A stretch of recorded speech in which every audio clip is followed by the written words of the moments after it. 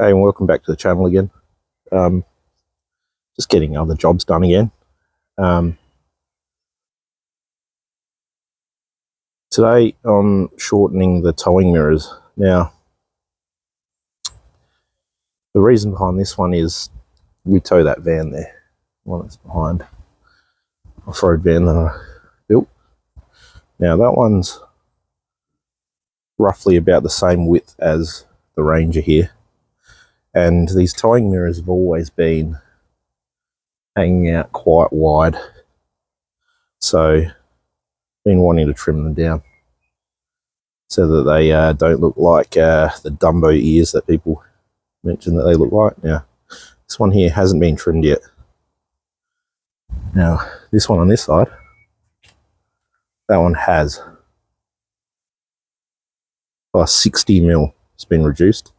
Now I've seen a few videos of people trimming these. I actually thought there'd be more, to be honest with you. But yeah, I found two, and they were very, very helpful, so I thought I'd make a good one myself. Now, it is very easy. I did this one here in about half an hour, and you didn't even need to take the mirror off the side. Now, this would apply and be helpful to people who don't tow a van that's super wide, like mine, because you really don't need them that wide in the resting position, so the non-extended position. You don't really need them that wide, because if they are just normal driving, it sort of distorts the view a little bit, and it makes it quite tricky to reverse. So anyway, this is a shortening video. The videos I've seen online have been shortening this part here by about 90 mil, which allows for about an inch or 25 mil further extension if you need it. Now, I don't want to shorten it by that much, so I've decided to go 60 mil shorter, which now allows the mirror to extend by 45 mil, which I think is a much better extension for my application. Now, what I'll also do is show you how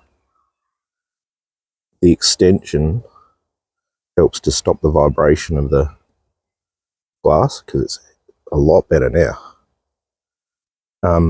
Now, these extension mirrors, these towing mirrors, aren't your big dollar name brand ones. These are just cheap. These I got them on special for about $260, which is cheap as, so I didn't expect too much from them, and they do vibrate a bit, but you can tighten them up. And I tell you what, shortening them does stop them from vibrating a bit. Now, hopefully the sound isn't too bad, because it's a bit windy out here. So we'll go through this step by step. Right, so for my application, so for how I did this, these are the tools that I needed. Phillips head screwdriver, needle nose pliers, short nose pliers, flat blade screwdriver, a couple of different sizes here you can see, tape measure, masking tape just to help with marking. I've got a Sharpie right there,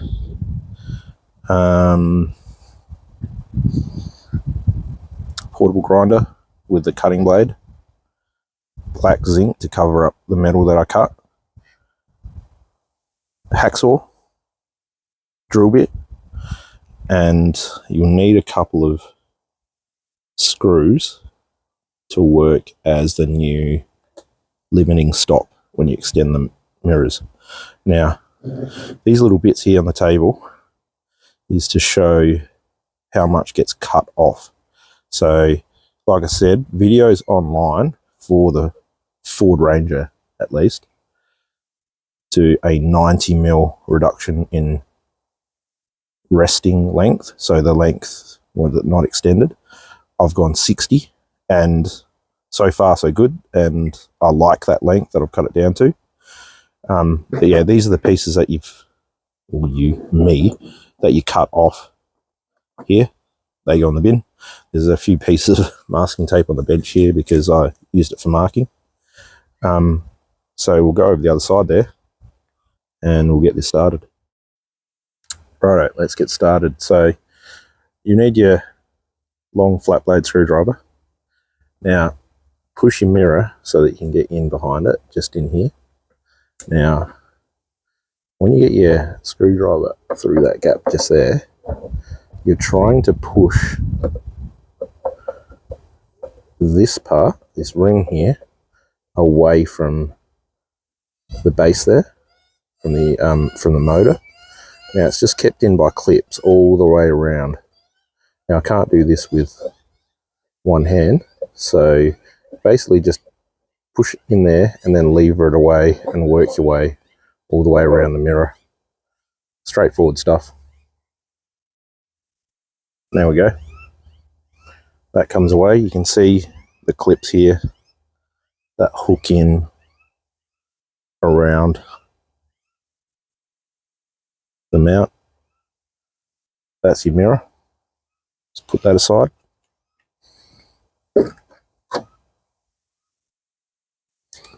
Next thing, you can unplug the mirror here. And it's got a plug that goes into the motor over this side. Now that wiring loom gets unplugged. Let's just wriggle that out. There we go. There's one. Now we get our Phillips head and we undo that screw, that one, that one, that one. 4 screws, and then this whole mirror motor comes off. Side note, might help you if you push the mirror all the way back that way.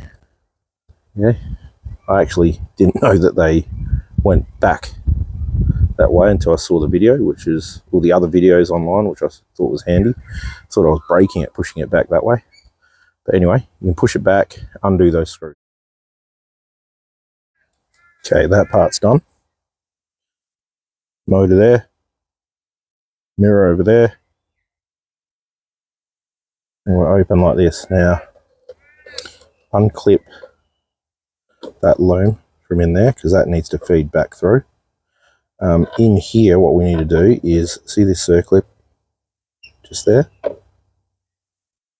Use your either your needle nose pliers or just your, well, any sort of pliers that you can fit in there, and you just need to pop that circlip off. Now, we won't need that anymore because we're going to use a screw to use as the new limiting point. Once you've got that circlip off, this mirror here can start sliding off. We start pulling off these surrounding plastics on the mount, and then we can pull the loom through and remove the mirror altogether. Yeah, so the next part is I've removed the circlip. That one there.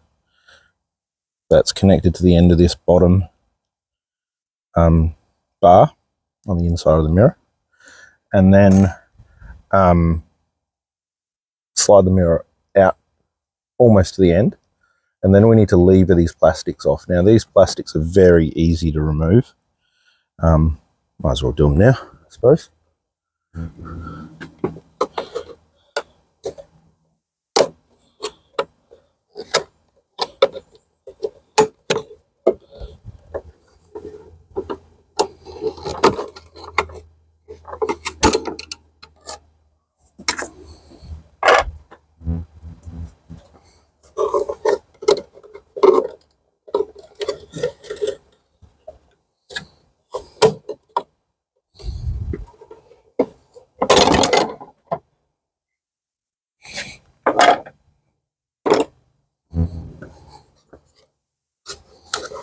This bottom one, you have to sort of twist it like this, and it slides over the bar just down in here. Once you've twisted it, it wriggles out. Now you can see inevitably you get a little bit of damage there, but that minor detail, it's not going to affect the way that your mirrors work. Same thing in the top one. Twist it slightly, rotate around, wriggle out. Now this loom here passes through the mirror. Get that through. Now this mirror should now easily be able to wriggle off. And there we have it. Time to mark it up and trim. In terms of where to mark, these bars, like they have a grease on them, so I would wipe them down. I just put a mark at 60 from the end, 60 mil, and used masking tape. Once I'd made the mark with a Sharpie, used masking tape to show me where my target cut line is. And then I'd use the angle grinder to cut through. Now, before you do that, obviously protect your car if you want, but I found if I rotated the mirror to 90 degrees from the vehicle, sparks would go straight down and not go towards the paint. On the mirror itself, mirror housing, go 60 mil from this end over here, measure in and mark 60 mil. And on these plastics as well, I'd put those covers back together, like the thin part just there, put them back on, and also mark them at 60 mil. All right, so I got everything all marked up. So here you can see I'm going to cut it on this side here, this edge of the tape from a mirror. And there's the cover plastics, and they're going to also be cut on this side of the tape here. And there's the other one there. And then if we go around to the vehicle,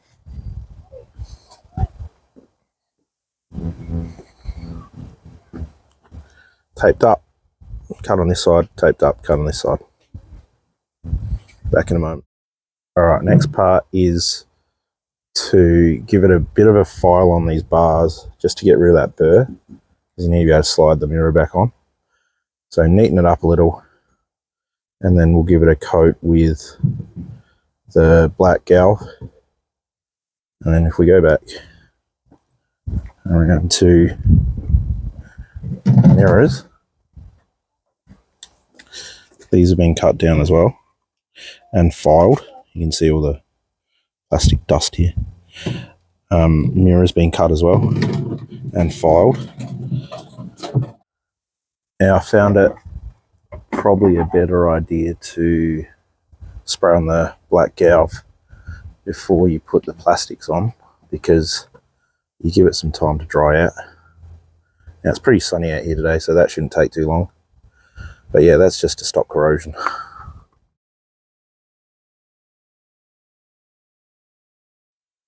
Okay, and then on to the next part here. Okay, a bit tricky. You have to feed the loom back through.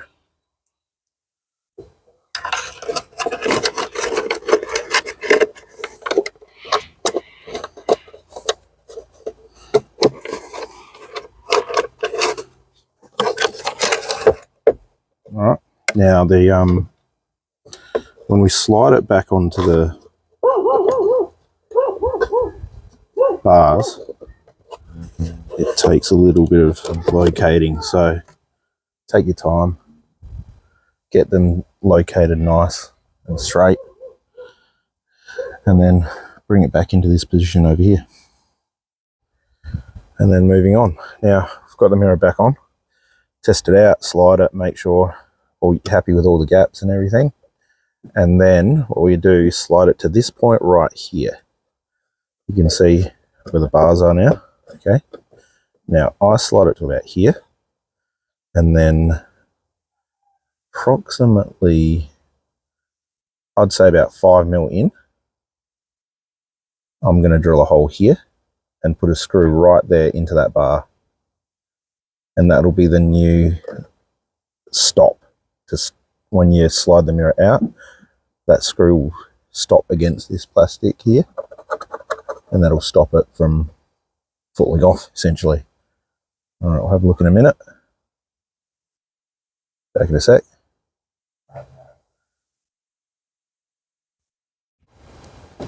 All right, so there's a screw, limiting screw in. When you fold it in, pull it out, and you'll see the new stop is right there. Now we can put the motor back on. Now, pretty good. It's got locating points, and it's also got an arrow pointing to the top.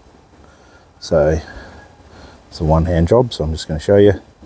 Goes back on there, and screw the 4 screws back in.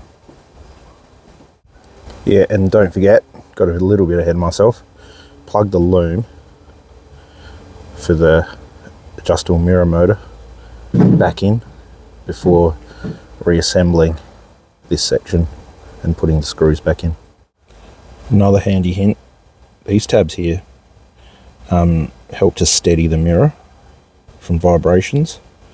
Bend these outward, so that one, bend it that way, that one out, and this one away a bit, and they will also help to stabilize the mirror from vibrations.